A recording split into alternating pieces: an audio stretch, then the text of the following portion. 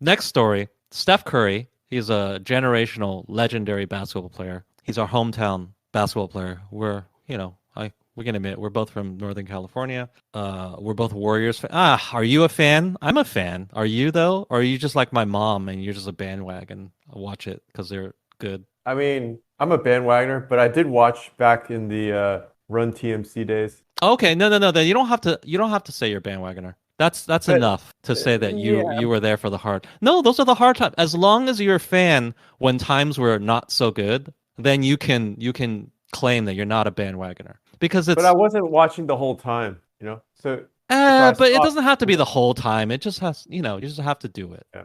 Okay. So Steph Curry, nothing against him as a basketball player because he's awesome. But he's also like many other athletes and celebrities who say anything that's socially conscious. He's all about BLM and being pro Joe Biden and social justice and all that. But it turns out he's a gigantic hypocrite because in his hometown, or not hometown, but the area he lives in, it's called Atherton. For those of you who are not familiar, Atherton is an area in the Bay Area, kind of south of San Francisco, sort of between San Francisco and San Jose, where lots of rich people live. So you're thinking about athletes and tech billionaires and all that good stuff. They had a proposal for affordable housing because, again, if you're not in this area and you don't know, housing is a big problem in the Bay Area because they don't the zoning laws and the local politics don't allow for a lot of vertical building like in New York.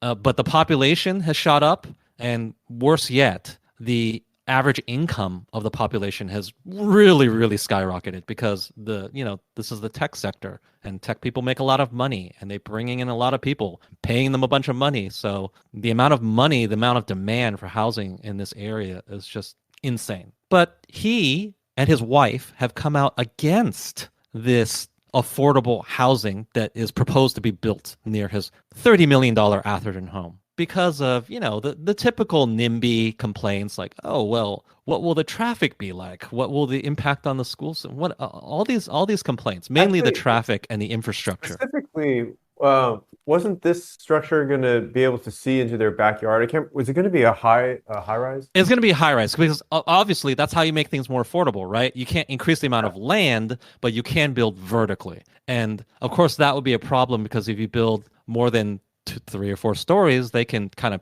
look in all the rich people's backyards, which I think is, yeah, his main concern. Well, Yeah. So yeah, I mean, if it was just for the sake of argument, if it was single story, he probably wouldn't have he probably complained. wouldn't have cared. But however, how are you going to make housing more affordable by maintaining everything as single story? Obviously, you can't. This is a classic case of a person being a hypocrite, of espousing social justice values. Let's help the less fortunate, unless they want to live next to me. But wait, okay, wait. But it could have been anything, though, It could right? have been anything. Even if it was Even if it for was the like a rich people. wealthy, Yeah, yeah, yeah. exactly. True. But since it was for more affordable housing, it makes him look really bad because this is the It thing doesn't. he's It trying was to bad. put a kibosh on, right? Yeah. But yeah, in fairness to him, he would have hated rich people living up higher than him too. Okay, sure. Yeah. Just, I mean, I would have as well if I was in this place. Well, the thing is, I don't understand why Yeah, but you don't he's vote got the way enough he money. does, so it's not hypocritical. Yeah, it's true. But why doesn't he just move? I don't understand. He clearly has the resources to Well, to, that's to live wherever the hell he those wants. are a couple questions. Number one, yeah, why don't you just move? Number one, there's other rich areas in the Bay Area for sure. He just didn't, yeah, he really didn't handle this You could well because you could move up to like Marin, or just somewhere else in Atherton, like where they can't see, Right, you know. right, right. True.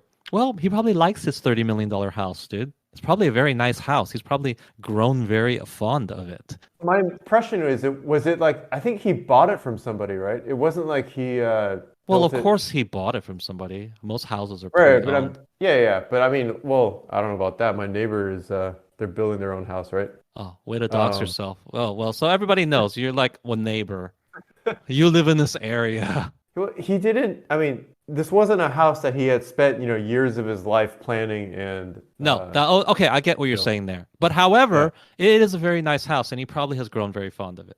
I guess. But if it's in an area where, there's going to be a high rise and it's going to. It's not that easy to just go move into another $30 million home. How many? Oh, this is not. Right, there aren't that many. There But aren't that actually, many. I Even kind in of wonder. Atherton, there aren't that many. Yeah, I wonder. Are there? Is this high rise just going to be like a? Is it just going to stick out like a sore thumb? Or are there already I don't know. I didn't other look at the high rise plans. buildings in the vicinity? I wonder. I didn't look at the plans, and it's probably they're going to be more if they build the one. They're going to probably try to build more. Here's what's funny about it to me. If you think about it, isn't that kind of weird? I mean, whichever way you answer that question, I mean, if you assume that, okay, let's say everything is kind of low, and this is going to be like like the only high rise in the area, it's not going to doesn't be. that They're feel going to build more for sure. okay? It's I mean, the doesn't that feel first. kind of weird? It will, but once they build one, they're going to want to build more, Yeah, right? That's the truth. And also, developers make a lot of money from this because, if we can build vertical, we can sell more stuff. Even if each unit is, less expensive, perhaps, they're definitely going to make more money. it's true, but I mean, this is Atherton though, so you got to figure that the residents have a lot of influence as They well. do. And he was 'Cause he was they're, pulled I he mean, was using that influence. He wrote a yeah, letter. He was using that influence. He's the rich yeah. guy who said, "Not in my backyard." Yeah.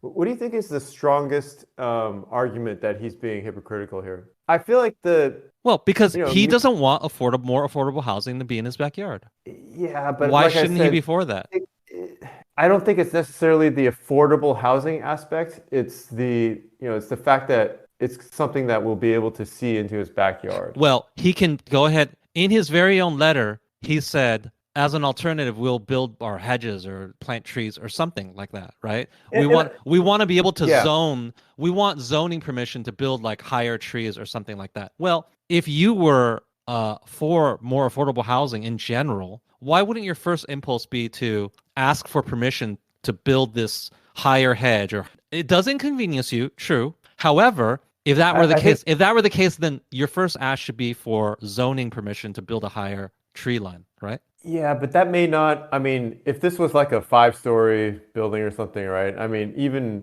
Oh, it doesn't matter. yeah, Well, then I don't think the trees are really. you should just deal with it. You should just deal with it. Like every other I mean, person okay, has to deal with it. could you be pro-nuclear but yet not want to have a nuclear plant in your backyard? Yes. However, since he has the Because means, that's kind of me. since he has the means to move, then he should do Mhm. that. It's just really bad optics on his part. And this is the other thing that I'm going to mention. You could say, oh, he has some sort of philosophically, he might be correct in this regard or that regard. It's just shitty optics. He shouldn't do it. And I don't know who he has Yeah, yeah. advising him.